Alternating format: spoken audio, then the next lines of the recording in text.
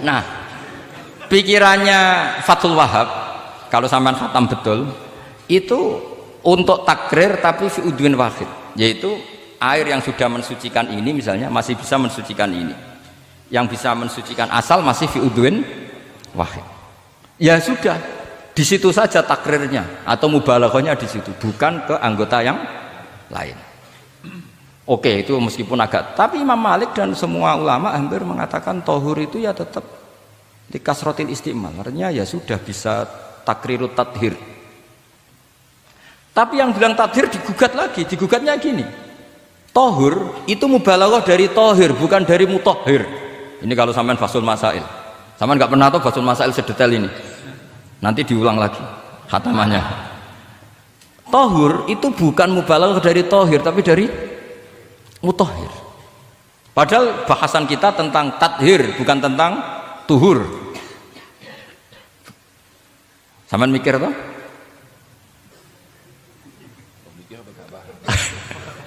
Nggak usah dijawab apa diterangkan? Apa ngaji lagi aja, nggak usah bohong dulu. Nah, kemudian akhirnya ulama mulai mikir bahwa lama nalit tohiriyah ilah dengan fungsi tohuriyah, tidak ada gunanya disestatuskan suci kemudian tidak berakibat mensucikan, karena ini air masih murni ma'un mutlaq, kecuali kayak teh kopi berstatus suci tapi tidak mensucikan. Tentu ma'an tohuro di konteks itu adalah tohir mutohir, karena contohnya air mutlak bukan kopi. Berarti meskipun tohur itu dari mubalaghah tohir tapi maknanya mutohir, itu perdebatan. Akhirnya apa? Orang itu menjadi cerdas, terutama di era Ibnu Hajar Al-Haytami, karena beliau ahli fikir. Beliau itu cerdasnya Masya Allah. Tapi apapun itu, beliau tetap manusia. Kecerdasannya kadang berlebihan dalam aturan yang dipatok mazhab Syafi'i, termasuk mensyaratkan Jumatan harus orang 40. Sekarang pertanyaannya gini, sama tak beri pertanyaan, harus bisa jawab. Meskipun salah nggak apa-apa, saya butuh jawaban, nggak butuh benar, karena sudah tahu mesti agak salah itu, nggak apa-apa. Ketika ada satu kampung yang orangnya tidak sampai 40 dan mereka ingin Jumatan, menurut kamu itu harus Jumatan, apa boleh Jumatan, apa harus duhur? Apa ya Jumatan ya duhur? Masyarakat nggak mau biasanya. Tidak, harus Jumatan, boleh tidak Jumatan, apa harus duhur? Apa nggak perlu ada hukumnya, ben karepmu. Nah, di kitab-kitab I'anatul Thalibin, Sayyid Abi Bakar Sato, itu beliau ngendikan kamu harus tetap Jumatan meskipun jumlahnya belum 40. Karena apa? Madharat tarkil Jum'ah itu lebih ngeri ketimbang mensyaratkan 40 yang asal usul dalilnya itu tidak jelas. Imam Ahmad bin Hanbal kalau ditanya apakah Jumatan harus 40, itu ghadiba ghadaban sadidan, marah besar. Lam yarid fil adat nasun, kata beliau. Enggak ada dalam adat Jumatan nas. Imam Syafi'i itu hanya asumsi, biasanya wong 40 mesti ono waline.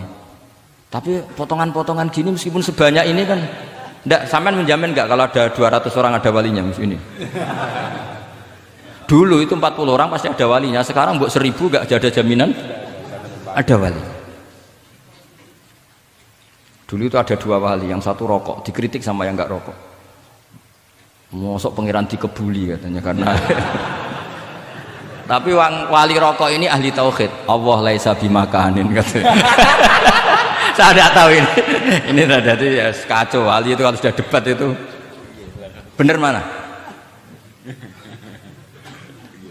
Yang satu goslo, wali kok rokokan, pangeran kok dikebuli. Yang satu bilang apa? Allah laisa bimakanin. Terus saya teruskan. Jadi perdebatan di fikih itu sebetulnya semuanya itu rasional.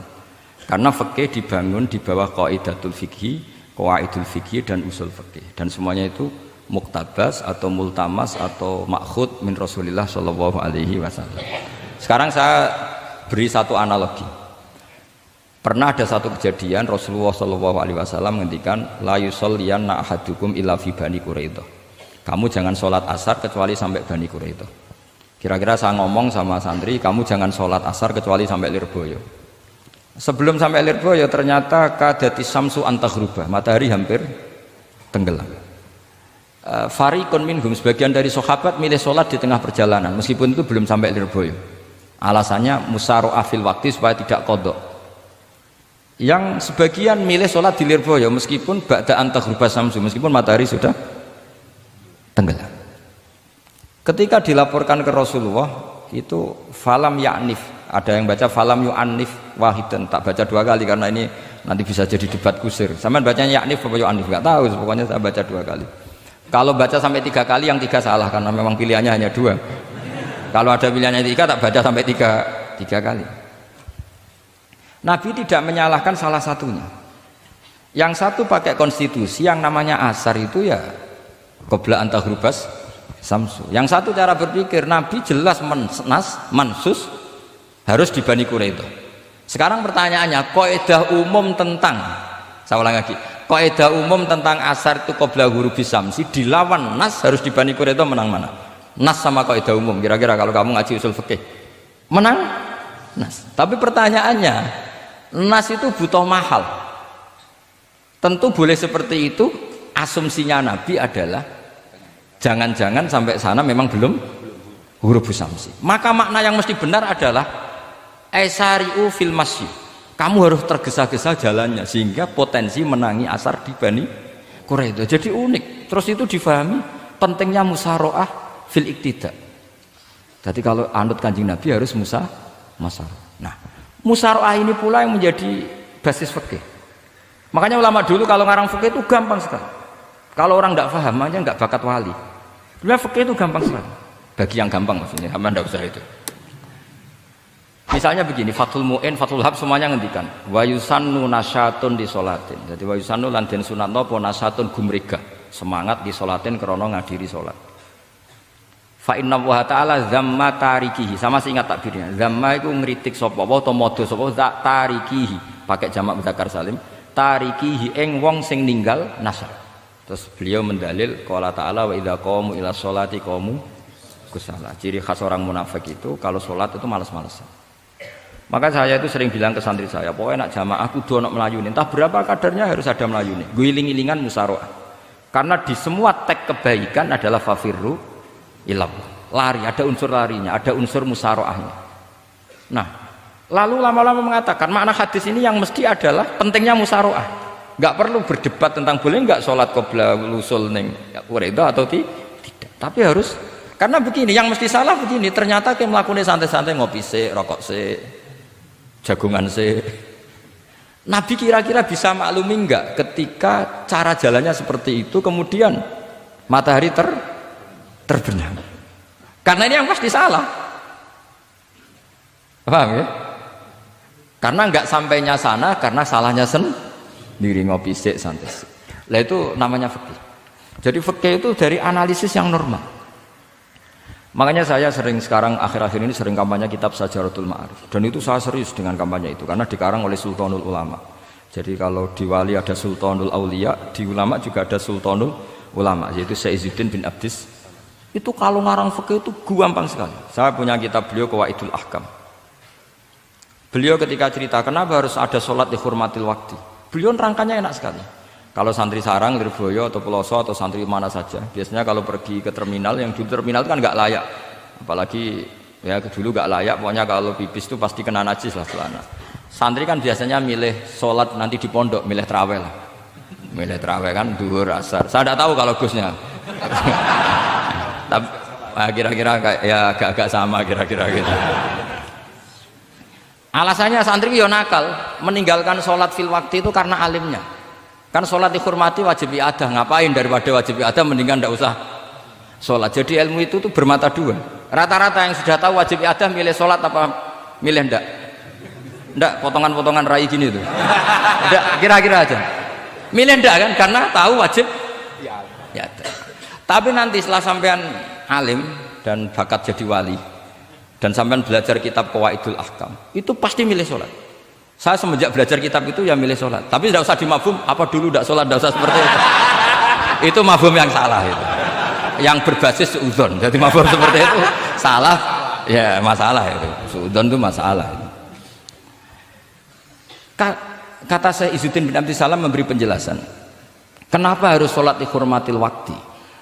karena khotorun najasa, bahayanya najis atau ritsun najasa, kotorannya najis, itu layafi, kalau dibaca ritsul layafi dengan pentingnya sholat. Karena butuhnya Allah, butuhnya malaikat, kalau boleh dibahasakan butuh ya dalam ilmu fikih kan dibahasakan gampang saja. Ada orang sujud di waktu yang diwajibkan sujud, sehingga diabaikan syarat salat itu harus thaharatul badan wa tasawufi dan wal makan. Kok kira pantas ana waktu salat kemudian la tasjudu fil waqti sajdah.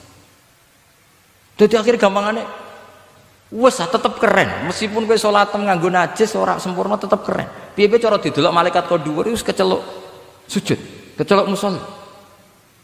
Daripada kowe misale asar gak salat alasan celanaku najis, maghrib ora salat. Terus jare malaikat berkhataman Wahab kok kelakuane ngono kan gitu ya. Karena malaikat tuh deloke kok dhuwur.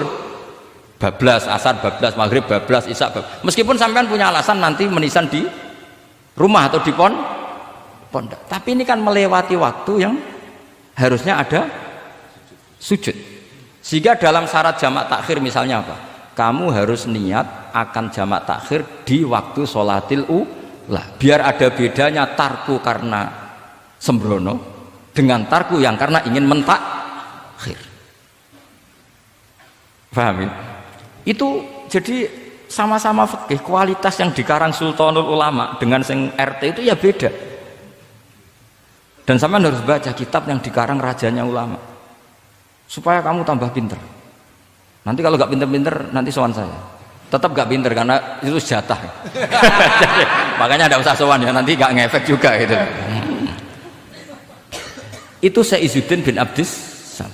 Terus kemudian beliau mengebabkan itu detail sekali, yaitu di Sajaratul Ma'arif dibabkan di bab faslon la yutrakul haqqu li ajlil batil.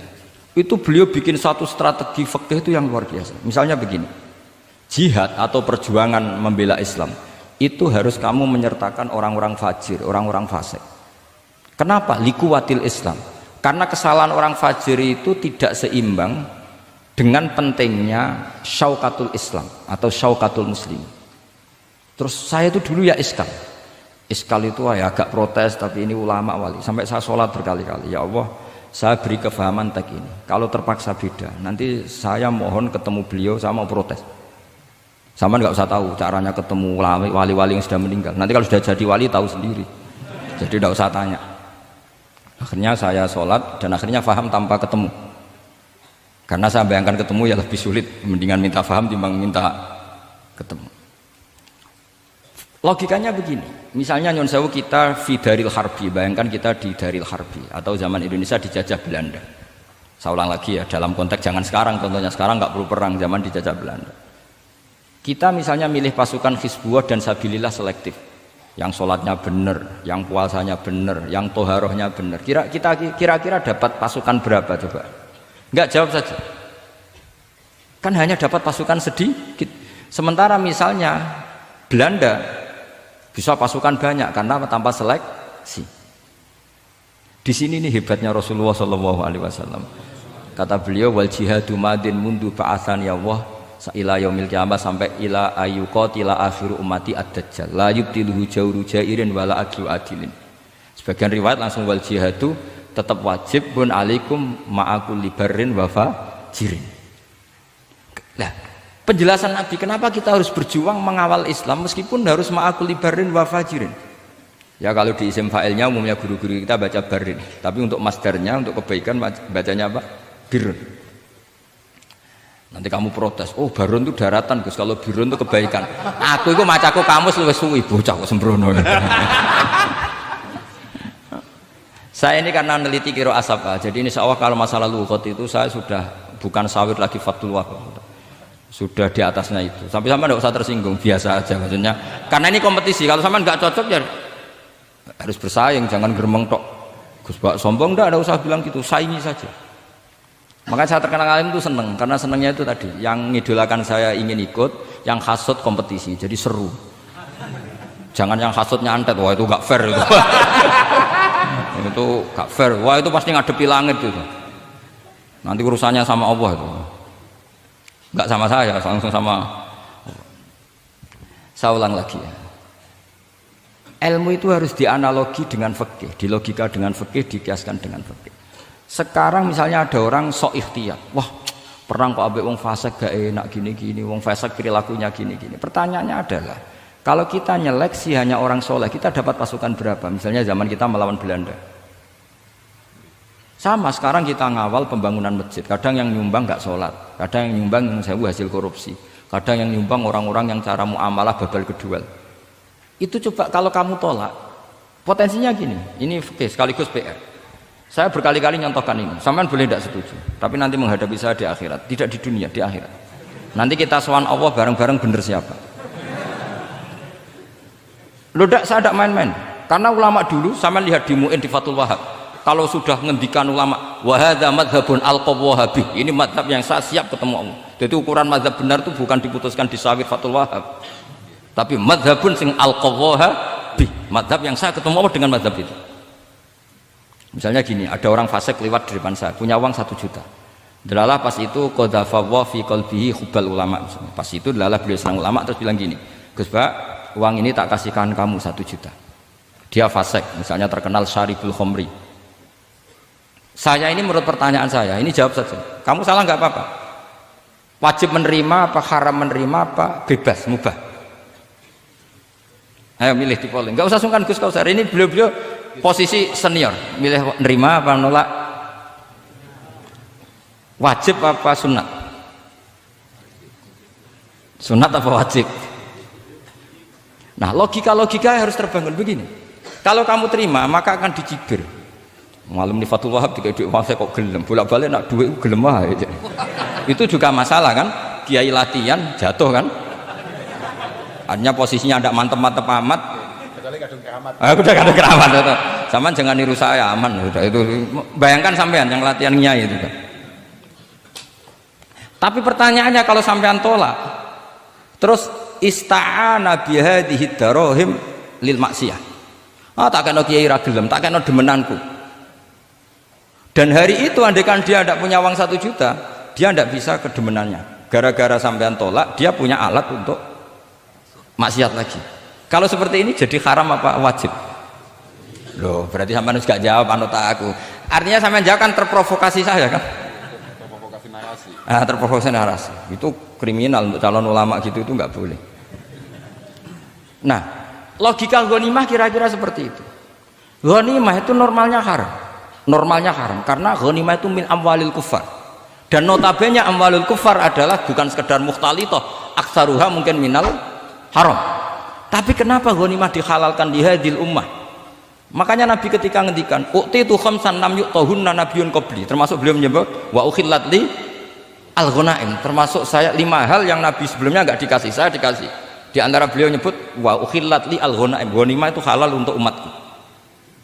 Itu kan kenapa Nabi menyebut itu? Karena normalnya ghanimah itu haram karena min amwalil kufar. Tapi kenapa dihalalkan?